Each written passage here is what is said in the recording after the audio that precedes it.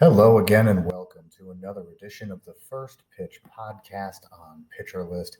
My name is Trevor Hooth. I'm here with you today. We've had plenty of baseball going on. Let's jump right in to the news. While attempting to steal third base, Julio Rodriguez took a hardline drive off the bat of Randy Arozarena off of his leg. He had to be helped off the field by the Mariners coaching staff. So as of right now, there's no update that I've seen. It appears he could be headed to the injured list. The Diamondbacks have placed Christian Mena on the IL. They transfer Corbin Burnes to the 60-day IL. Of course, Burnes just receiving Tommy John surgery, so he'll be out for the rest of the year. Mena is one of their better pitching prospects. Sad to see him on the IL, but they call up catcher Aramis Garcia with the roster spot. Pirates are putting catcher / utility man Andy Rodriguez on the 10-day IL with right elbow inflammation. They designate Joey Wentz for assignment to select catcher Brett Sullivan, and they also called up right-handed pitcher Isaac Melton. The cycle for Casey Lawrence continues as he's been DFA'd once again by the Mariners. This time is so they could select Trent Thornton. Casey Lawrence, according to MLB trade rumors, has been designated for assignment by the Mariners specifically 6 times over the last 8 weeks. That is a roller coaster if I've ever seen one. The Dodgers getting some help with their pitching. They activate Michael Kopech and Kirby Yates from the IL. They DFA the recently acquired Chris Stratton, and Tony Gonsolin is heading to the IL for the Dodgers. Emmett Sheehan is rehabbing. He threw 3 innings, looked really good, struck out 4 in AAA. He needs to stretch out a bit, but some reinforcements may be coming. Craig Kimbrell, it was discussed what his role was going to be with the Braves after they just brought him up. They said he'd pitch anytime after the 5th inning. Well, that's not exactly what's going to be happening for him as, he was DFA'd today to make room for lefty Austin Cox. So Kimbrell already off the Braves roster.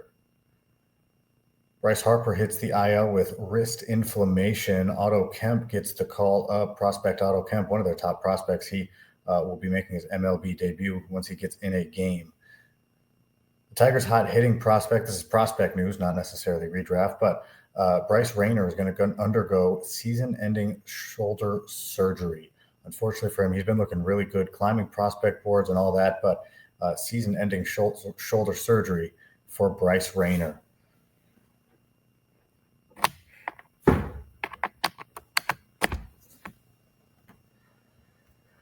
Sorry about that. Lucas Erceg will begin his rehab assignment for the Royals. The Royals reliever is going to be on the way back. They expect that to start today, I believe. Lucas Erceg beginning his rehab assignment. Time to take a look at some hitting highlights from the day. Red Sox Romy Gonzalez led the way over a win against the Yankees. He had 5 RBIs on a 3-hit day, including his first home run of the season, as well as a double. Austin Wells picked up his 4th RBI and a home run in that game, as well as a double. So a couple good hitting performances out of that Yankees-Red Sox game. Jesus Sanchez, of course, right after I trade him, is starting to heat up quite a bit. Hit his 5th home run, added a double on a 5 RBI day for him. He's hitting .269 on the year after the delayed start due to injury. The Rays offense had 5 home runs in their game, but they still fell short by a run. Christopher Morel had 2 of them. That's right, 2 home runs from Christopher Morel. Danny Jansen, Taylor Walls, and Brandon Lowe also added 1 of their own each.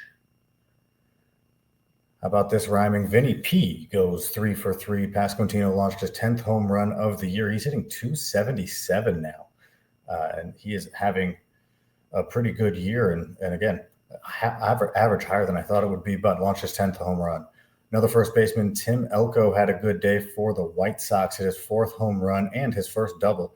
He's still just hitting .196, and I'm not really sure if Elko is – I don't know. It's just hard to tell if it's going to be sustained at the major league level just because of the swing and miss that is present in his game.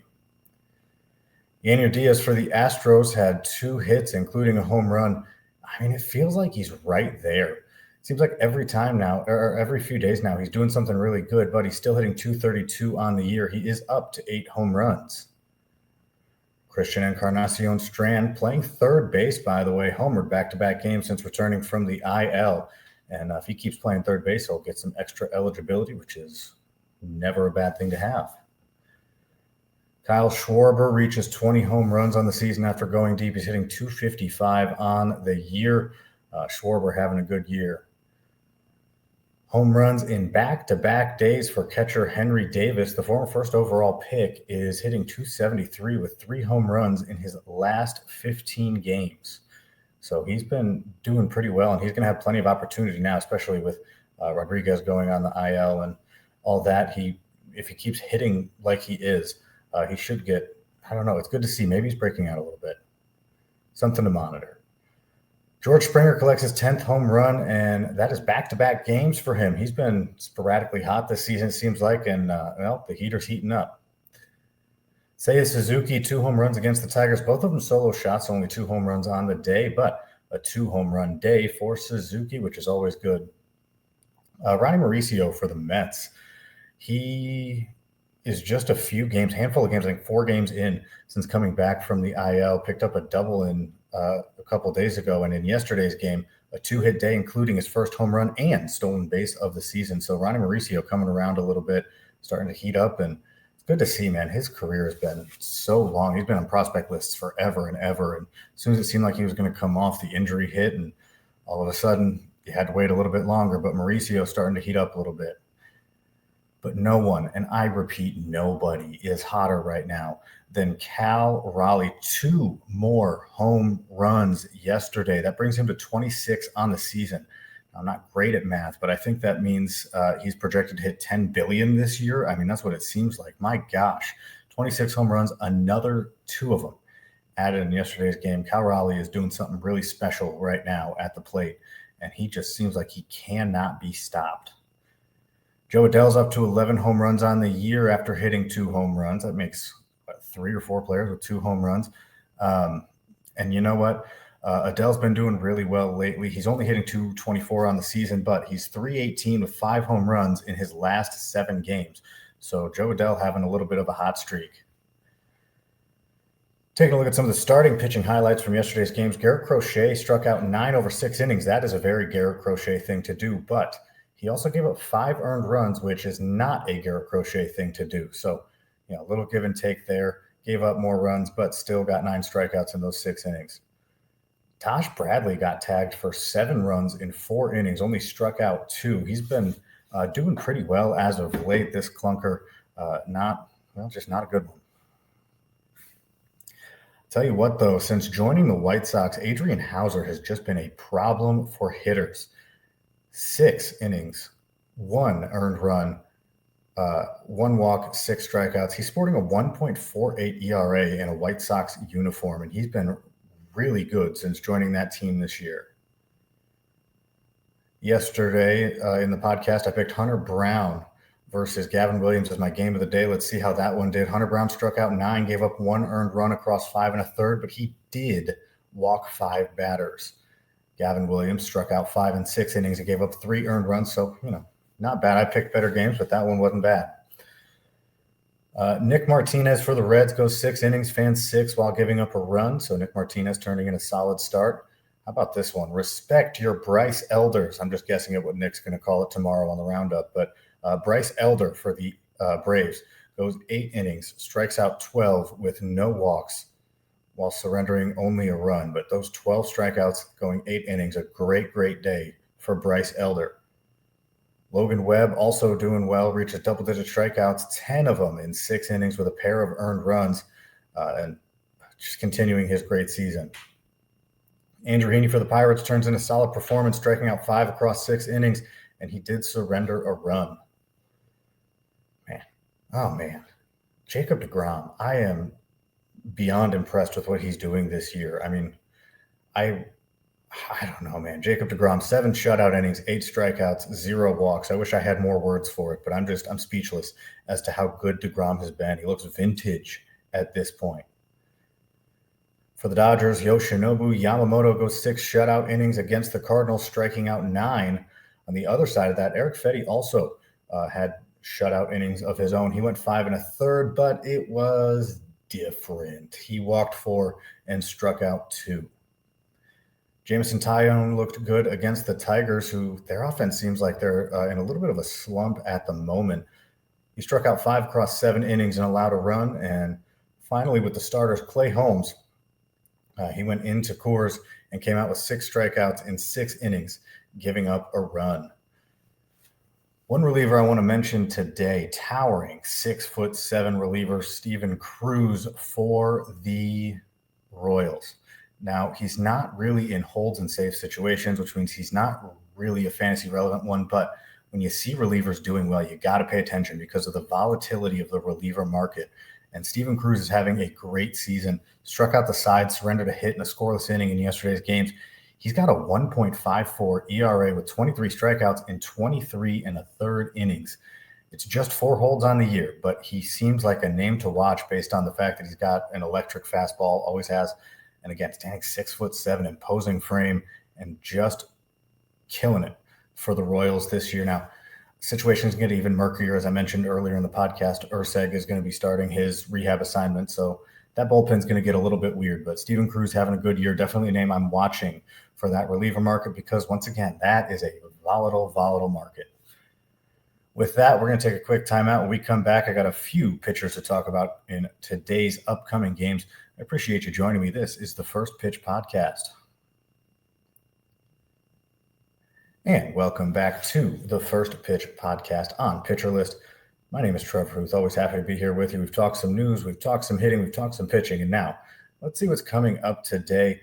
Just a few pitchers and a few matchups that stood out in terms of ones that I'm really paying attention to in today's games. One of them is Drew Rasmussen. He's taken on the Marlins, and he hasn't allowed a run since May 11th. That's almost a month since the last time he has allowed a run in a start.